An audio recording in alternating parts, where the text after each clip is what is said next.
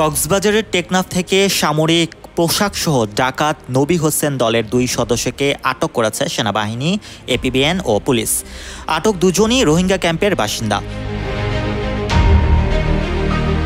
মঙ্গলবার সন্ধ্যায় টেকনাফের হোয়াইংক্যাং বাজারে যৌথ অপারেশন চালানো হয়। অভিযানে সামরিক পোশাকের 6টি শার্ট, 20টি প্যান্ট, একটি ব্যাটারি, 2টি সোলার প্যানেল ও 200 কেজি চাল ও 100 কেজি ডাল জব্দ করা হয়।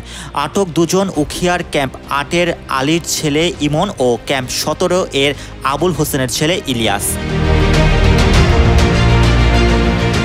সেনাবাহিনী জানায়, টেকনাফ সীমান্তবর্তী দ্বীপে ডাকাত নবী হোসেনের সামরিক আস্তানায় প্রায় 30 থেকে 35 জন সশস্ত্র সদস্য রয়েছে।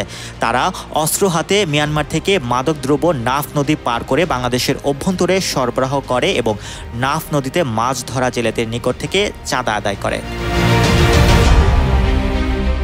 Mohammad Rasel, news 21 news desk.